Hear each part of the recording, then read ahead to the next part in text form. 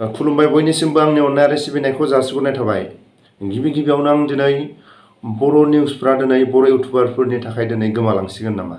Anything फंबायनि उनाव दिनै आरो सासे बर' इउटुबारनि देमलाय फंबायाबो सोरनिबा भिडिअ खालायनायाव दिनै केस होजादों होननानै खोनादों। बेखौनो आं दिनै रायजो राजाफोरनि सिगाङाव, बर' रायजो राजाफोरनि सिगाङाव, बर' इउटुबारफोरनि, बर' निउसफोरनि गेजेराव आंनि बुंनायफ्राव गोरोन्थि जायोबा आं बर' रायजो राजाफोरनि खाथियाव आखाइ खबजोबनानै मोनफ्रोमबो आफादफोरनिफ्राय निमाहा मोनगोन होननानै मिजिंथियो। आंनि गोसो गोरबोनिफ्राय बर' निउसफोरनि सायाव आं फंनैसो बुंनो नागिरदों, जाहाथे आंनि बुंनायफ्राव गोरोन्थि जायोब्ला निमाहा मोनगोन होननानै मिजिंथियो।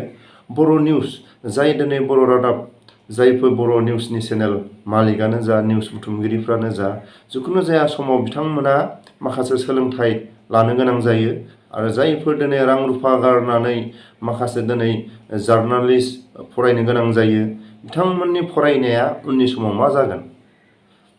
बर' निउसनि दिनै जायफोर मालिकफ्रा दिनै दरमा होनानै बे फंबायमोनखौ, जायफोर दिनै न' बांनिफ्राय थाखा फैसा गारनानै दिनै सोलोंथाइ होदों, बे सोलोंथाइ होनायनि उनाव दिनै गाव गावनि रोंगौथिखौ लानानै दिनै सोरबा दिनै बर'नि गेजेराव बर' निउसनि मालिकफ्रा दरमाहा होनानै बिथांमोनखौ निउसखौ सालायलांनो थाखाय बर'फोरनि दिनै माखासे दिनै जाथायफोरखौ, बर'फोरनि मोगा मोगि जिखुनु जाया समावनो निउसफोरनि दिनै गोनांथि जायो। बेफोरनि दिनै जायफोर नाजानायनि सायाव बर' इउटुबारफोरनि दारै बर' निउसफ्रा, बर' निउसनि मालिकफ्रा बर' दिनै फरायनानै जार्नालिस्ट माखासे सोलोंथाइफोरखौ दिनै लानानै बिनि फिथाइया मा जाहैगोन? बर' इउटुबारफोरनि दारै जिर' जाहैगोन नामा? बेखौनो खावलायो आंनि गोसो गोरबोनिफ्राय, जाहाथे उननि समाव बर' निउसनि आरो बर' इउटुबारफोरजों जाहाथे सानसे जिरायलायनानै सावरायलायो।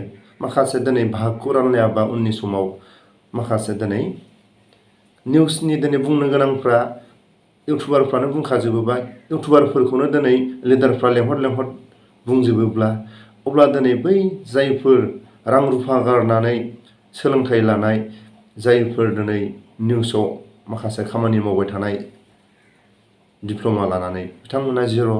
बेनि थाखायनो आं दिनै खावलायो जाहाथे उननि समाव गोरोबलायनानै खामानिखौ मावलाङो।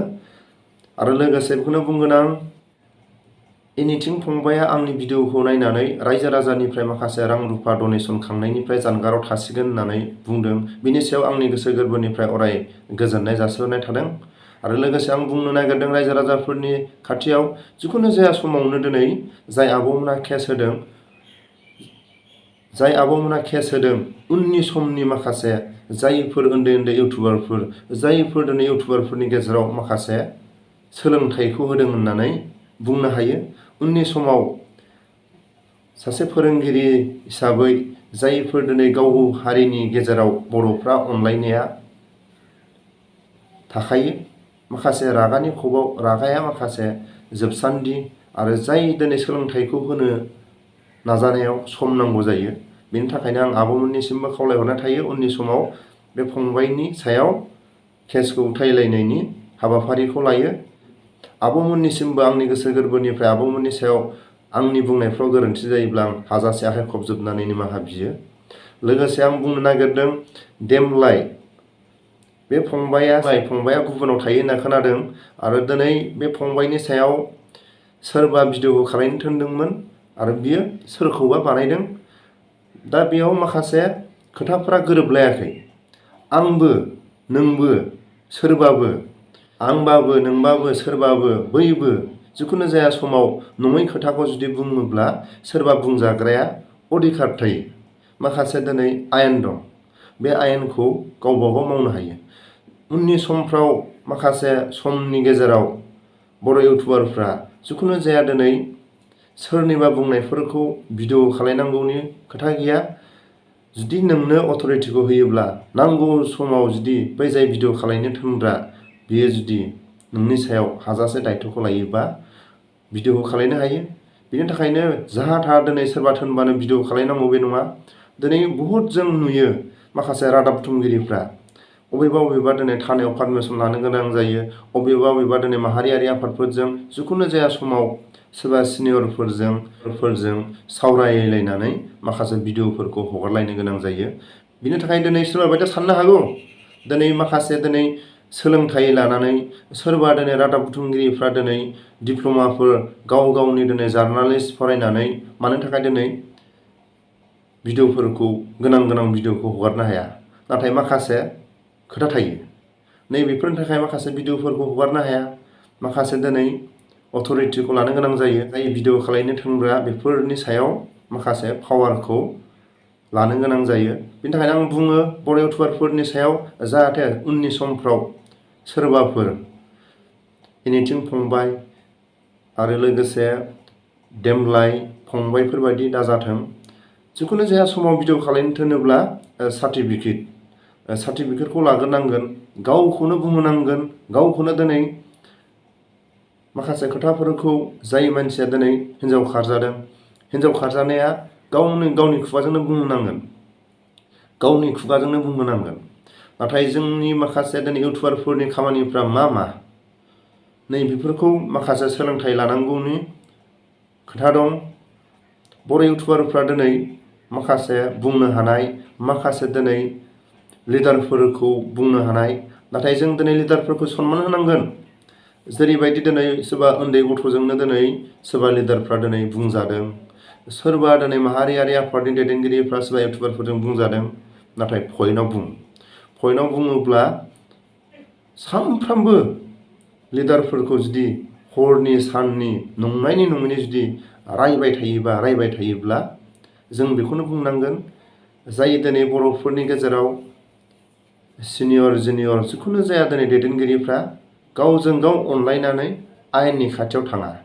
नाथाय दैदेनगिरिफ्राबो जुदि जायफोर दिनै नंनायनि नङैनि रायग्राफोरनि सायाव अधिकार दं आरो जायफोर बुंग्राफ्राबो अधिकार दं। नाथाय दिनै लाइनाव बुंनो रोंनांगोन, लाइनाव दिनै खावलायनो रोंनांगोन। सानफ्रामबोथ' रायनांगौ बे नङा। सोरांबानो रायनाय, सोरांबानो बखिनाय बेफोरनिफ्राय जानगाराव थानांगौ। जिखुनु जाया समाव जोंनि माखासे इउटुबार उन्दै गथ'फ्रा दिनै इउटुबारफ्रा जोंनि बर' माहारिनि गेजेराव जाखांफुदों।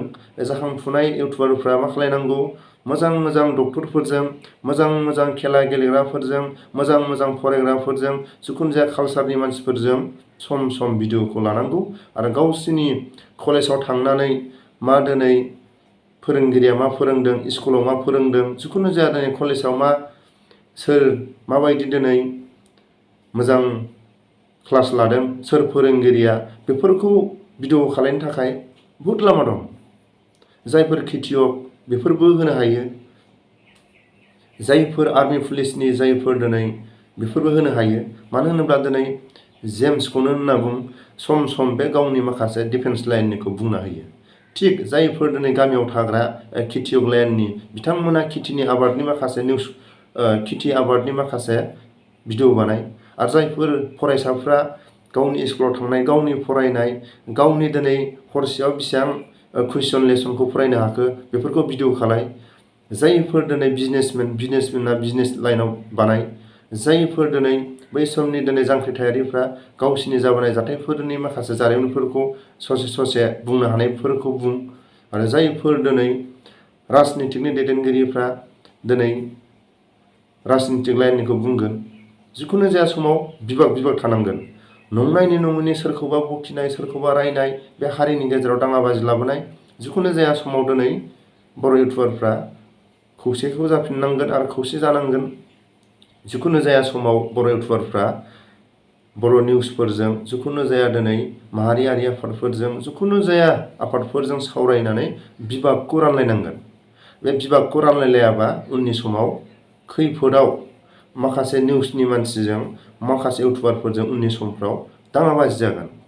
जुदि निउसनि खालायनांगौ माखासे खोथाफोरखौ जुदि बर' इउटुबारफ्रानो गासैबो बोजोबोब्ला, अब्ला जायफोर इसे सम रां रुफा हा हु फाननानै जायफोर बर'फोरनि गेजेराव जार्नालिस्ट फरायनानै दिनै लाइनाव जिखुनु जाया बर'फोरनि माखासे निउसनि मालिकफोरखौ फोथांनानै लाखिनांगोन उननि समफ्राव। बिथांमोनखौबो लामा देखायनांगोन। दिनै निउसखौ नायला, बर' निउसखौनो रावबो खोनासंला।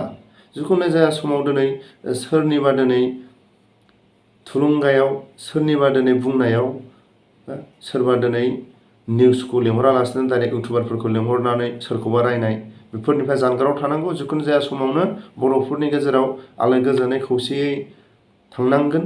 जिखुनु जाया समाव लिडारफोरखौ रायबाय थानांगौ बे नङा। सम सम लिडारफोरनि मावनो गोनां खामानिफ्रा थालाङो आरो लिडारफ्राबो बर'फोरनि दिनै इउटुबारफोरखौ, निउसफोरखौ जुदि अननाय गैयामोनब्ला दिनैसिम जेल जागौमोन। बे सैथो। लिडारफोरखौबो सनमान होनांगोन आरो बर' इउटुबारफोरखौबो सनमान होनांगोन। जिखुनु जाया बर'फोरनि गेजेराव खौसेखौ माखासे इउटुबारफोरनि गेजेरजों, माखासे निउसनि गेजेरजों खौसे खालायनांगोन। मानो होनोब्ला दिनै हरखाब माखासे जाथायफोरखौ बुहुमावनो दिन्थिनो हायो, फोरमायनो हायो। बिनि थाखाय दिनै नांगौ, इउटुबारखौबो नांगौ, निउसखौबो नांगौ, नाथाय दिनै बिभागखौ राननानै लालायनांगोन। बेनि थाखायनो आङो बयनिसिमबो आंनि बुंनायफ्राव गोरोन्थि जादोंब्ला आं निमाहा बियो। देमलाया गावनि भिडिअनि गेजेरजों बुंदोंमोन, नाथाय दिनै बे देमलायनि माखासे गोरोन्थि दं आरो जायफोर दिनै निउस बानायनो हरग्रा, जायफोर दिनै भिडिअ बानायनो हरग्रा, बिसोरनिबो भुल दं। जिखुनु जाया दिनै बेखौ गोरोबलायनांगोन। बेफोरखौ जुदि गिदिरसिम लांलायोब्ला उननि समाव खोथाया गिदिर जाहैगोन। बेनि थाखायनो जायफोर बुंजाग्रा आरो जायफोर भिडिअ बानायग्रा, बिसोरबो सावरायलायनानै बे केसखौ सुंद' खालायनानै फोजोबलायनांगोन। आरो एनिथिं फंबायनि भिडिअखौ गाव बुंदों रां रुफा खांनायनिफ्राय आरो डनेसन खांनायनिफ्राय जानगाराव थाबाय। बेखौ आंनि गोसो गोरबोनिफ्राय अराय गोजोननाय जासिहरनाय थाबाय। बयनिसिमबो आंनि अननाय आरो सिबिनायखौ गोरोन्थिनि सायाव निमाहा बिनाय थाबाय।